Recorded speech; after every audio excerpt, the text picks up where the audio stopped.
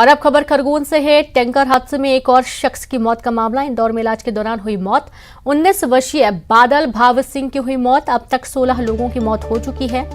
Tanker में लगी आग की चपेट में आए थे 23 ग्रामीण। हादसे में गंभीर 17 लोगों को इंदौर रेफर किया गया।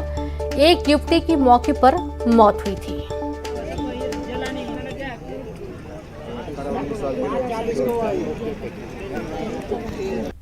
तो देखिए तस्वीरें भी सामने आई हैं।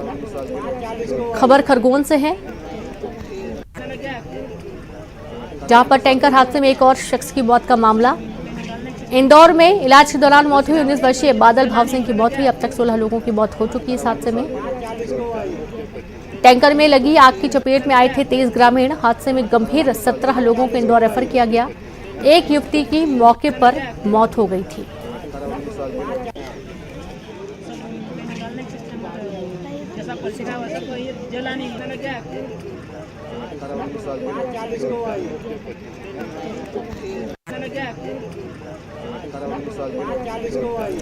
तो बड़ी खबर है खरगोन से। टैंकर हादसे में एक और की मौत हुई। कुल 17 लोगों को 16 लोगों की मौत हो चुकी है।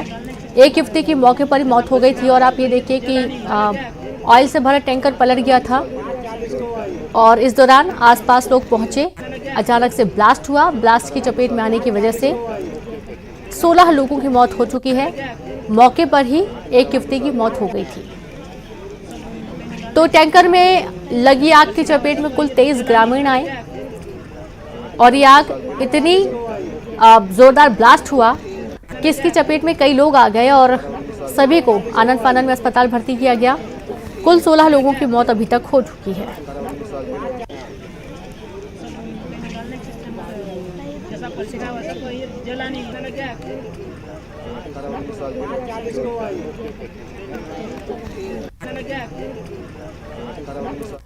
और चलिए एक बार फिर से हम रायगढ़ की खबर का रुख करेंगे, जहां पर आईटी की बड़ी कार्रवाई की गई है। कोयला और स्पंज आयरन कारोबारी के यहां आईटी ने दबिश दी। एएनआर ग्रुप के मालिक संजय अग्रवाल के घर और फैक्ट्री पर छापा पड़ा। संजय अग्रवाल के सीए गोपाल शर्मा के यहां भी दबिश दी गई है। सुबह 5 बजे से चल रही आईटी की कार्रवाई। आईटी के अधिकारी खंगाल रहे फाइल और ई डिवाइस। तो ऐसी आशंका है कि कई बड़े खुलासे हो सकते हैं। सुबह 5 बजे से आईटी छापेमारी कार्रवाई कर रही है। तमाम जो दस्तावेज हैं, फाइलें हैं, ई डिवाइस हैं, वो खंगाले जा रहे हैं।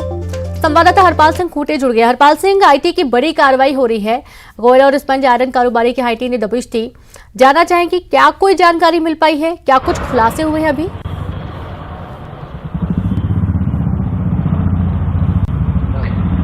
जी, इनकम टैक्स की दबिश सुबह से दी गई है। रायगढ़ में बता दें, सुबह 5 बजे से लगभग 40 गाड़ियों में आयकर के अधिकारी आए हुए हैं और कारोबारी संजय अग्रवाल और उनके सीए के यहां फाइलें खंगाली जा रही है।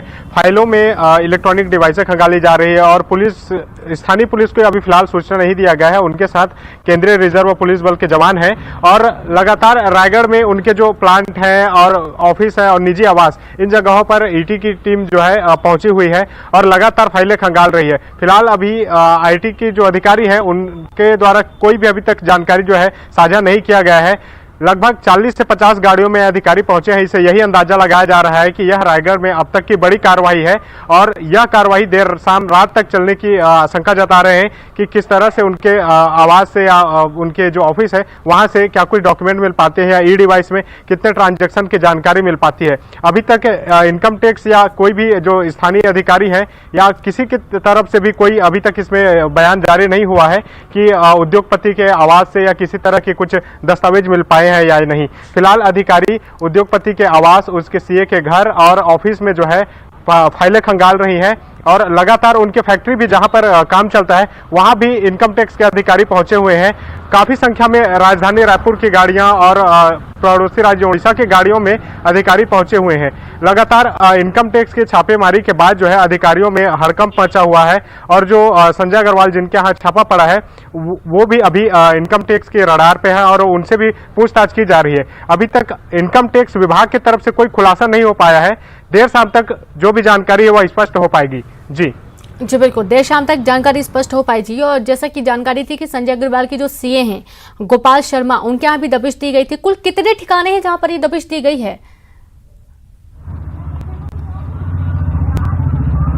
जी, संजय अग्रवाल, उनके सीए और उनकी जो फैक्ट्री है, यहाँ पर 3 जगहों पर अधिकारी पहुंचे हुए हैं और तीनों जगहों पर फाइलें खंगाल रहे हैं और जो भी इलेक्ट्रॉनिक डिवाइस है उनमें ट्रांजैक्शन की। खास बात ये कोयले कारोबारी है और इसके अलावा स्पंज आयरन का इनका प्लांट है, जिसके कारण जो है तीनों जगहों पर अधिकारियों को भारी मशक्कत करनी पड़ रही है।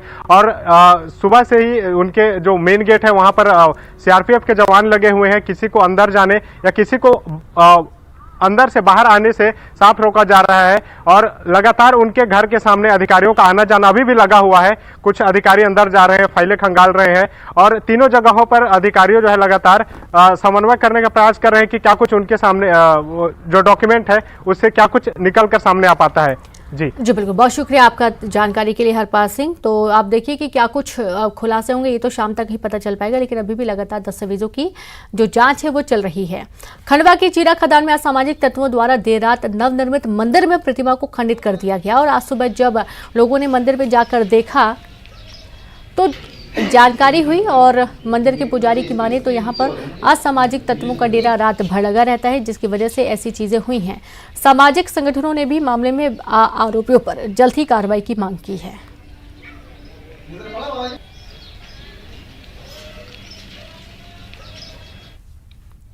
धमतरी से बड़ी खबर, नहर में डूबते 3 लोगों को बचाया गया। महानदी मुख्य नहर में डूब रहे थे 3 लोग। युवकों ने तीनों को बचाया। रास्ते से गुजरते वाहन को रोककर मांगी रस्सी।